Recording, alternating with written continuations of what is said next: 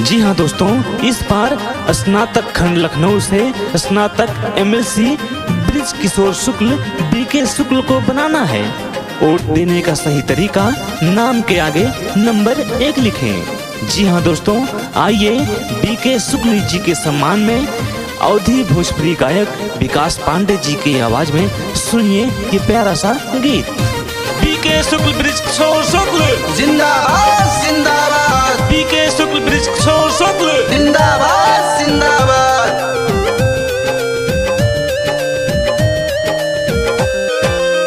शिक्षक की सारी मांगे पूरी हो, सदा ये प्रयास होगा। शिक्षक की सारी मांगे पूरी हो, सदा ये प्रयास होगा। चुन बीके शुक्ला जी को मेल सीता, शिक्षा का विकास होगा। चुन बीके शुक्ला जी को मेल सीता, शिक्षा का विकास होगा।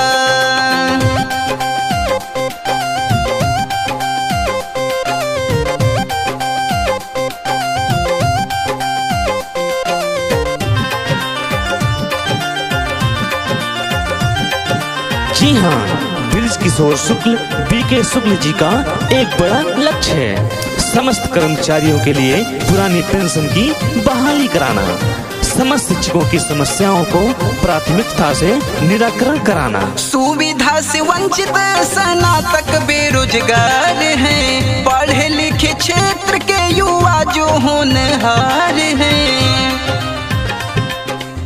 सुविधा से वंचित स्नातक बेरोजगार हैं, पढ़े लिखे क्षेत्र के युवा जो होनहार हैं। सुविधा मुहैया कराएंगे, कोई ना निराश होगा। सुविधा मुहैया कराएंगे, अब कोई ना निराश होगा। चुने बीके शुक्ला जी को मेल सीता, शिक्षा का विकास होगा।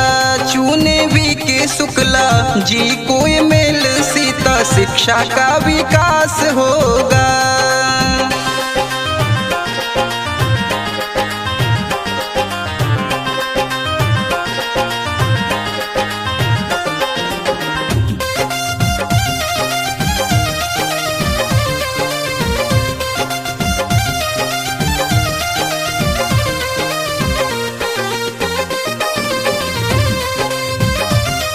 जी हाँ दोस्तों, समस्त भाइयों एवं बहनों को सभी तरह के प्रतियोगी परीक्षाओं के लिए आवेदन निःशुल्क कराना व प्रतियोगी परीक्षाओं हेतु निःशुल्क यात्रा की व्यवस्था लागू कराना। दूर होगी व्यवसायों से जुड़ी दुश्वारी, शस्त्र का भी लाइसेंस पाएंगे व्यापारी।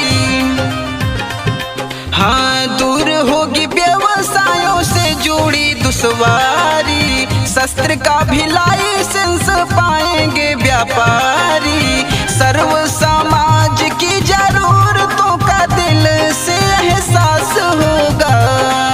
सर्व समाज की जरूरतों का दिल से एहसास होगा। चुने बीके शुक्ला जी को मेल सीता, शिक्षा का विकास होगा। चुने बीके शुक्ला जी को मेल सीता, शिक्षा का विकास होगा।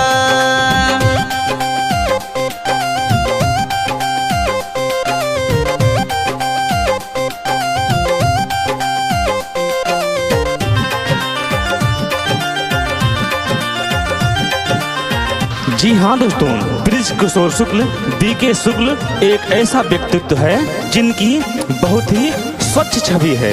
एक ऐसे नेता को चुनिए जो आपका सम्मान करे और आपके क्षेत्र का विकास करे। पत्रकार शिक्षा में आंगनबाड़ी अधिवक्ता, देंगे सबको उचित मानदेय की व्यवस्था। हाँ, पत्रकार शिक्षा में आंगनबाड़ी अधिवक्ता, देंगे सबको उचित मानदेय की व्यवस्था। वित्तहीन शिक्षकों के आर्थिक हितों का आभास होगा।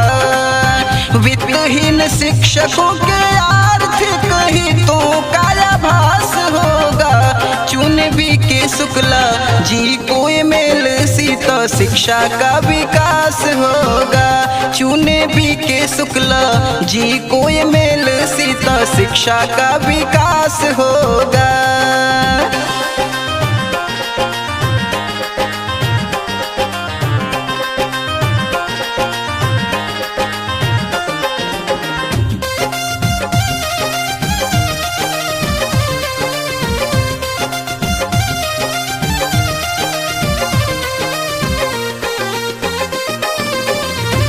जी हाँ दोस्तों, कुछ गुंडे दबंग प्रकृति के प्रत्याशी आए हैं जो कि सिर्फ चुनाव के ही समय दिखाई पड़ते हैं, लेकिन बीके शुक्ल एक ऐसा व्यक्तित्व है जो कि विगत कई वर्षों से आप सभी के अधिकारों के लिए संघर्ष कर रहा है। करते हैं महसूस हम सबके अभाव को, सबके हितों के लिए चुने इस चुनाव को।